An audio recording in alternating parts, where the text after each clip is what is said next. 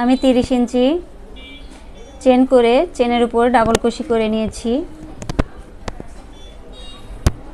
এই দেখুন আমি অফ ক্যামেরায়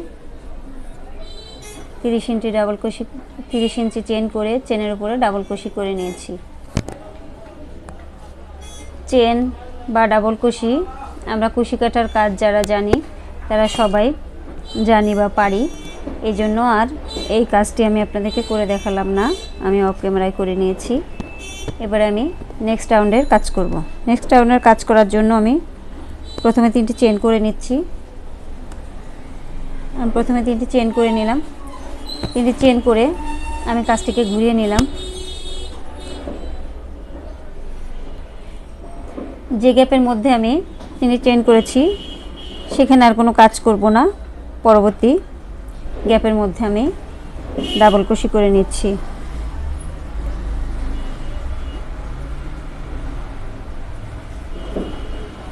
আমি প্রত্যেকটা চেনের মধ্যে একবার করে ডাবল কুশি করে নিব।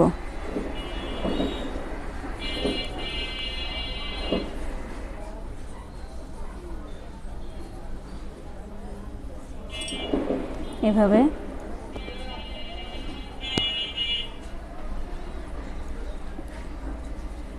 আমি ডাবল কুশি করে নিচ্ছি। আমি পুরো রোটা ডাবল কুশি করে নেব এবং সেম ভাবে আমি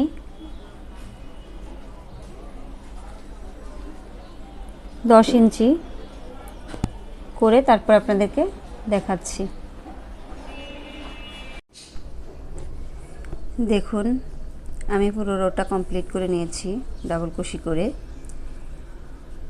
এবং আমি আরও কয়েকটি রো কমপ্লিট করে নিয়েছি অফ ক্যামেরায়। আমি এটা পুরা 10 ইঞ্চি করে নিব। আমি এখানে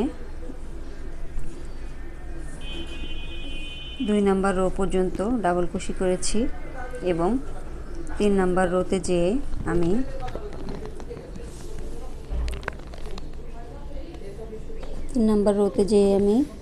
প্রথম বাটনের জন্য 5টি ডাবল কুশি করে নিয়েছি পরপর, এবং 6 নাম্বার ডাবল কুশি করার জন্য আমি মাঝখানে একটি চেন ব্যবহার করেছি।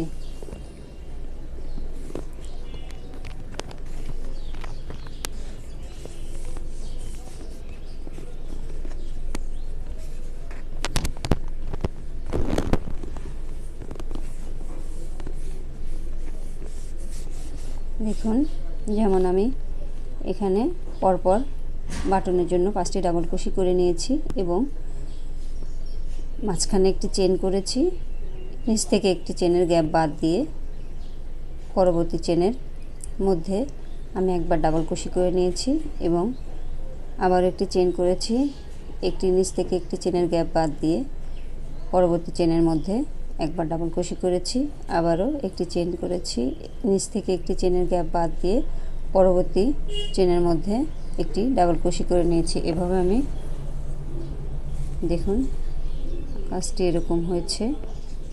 এভাবে আমি পুরো রোটা কমপ্লিট করেছি এবং আমি 4 নাম্বার রোতে যেয়ে বাটনের জন্য 5টি ডাবল কুশি করে নিয়েছি এবং একটি চেন করেছি, ফাঁকা স্পেস করার জন্য একটি চেন করেছি এবং যেখানে নিচের দিকে যেখানে আমি ডাবল কুশি করেছিলাম এই ডাবল কুশির মধ্যে কোনো কাজ করিনি।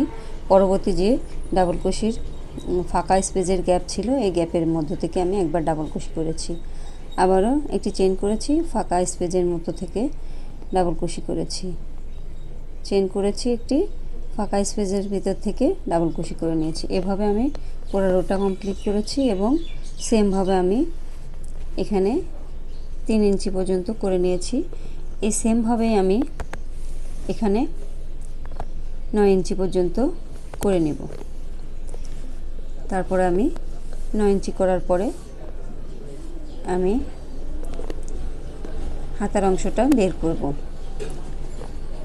আমি অফ ক্যামেরায় 9 ইঞ্চি করে তারপর হাতার অংশটা বের করার সময় আপনাদেরকে কিভাবে করছি তা দেখিয়ে দেব।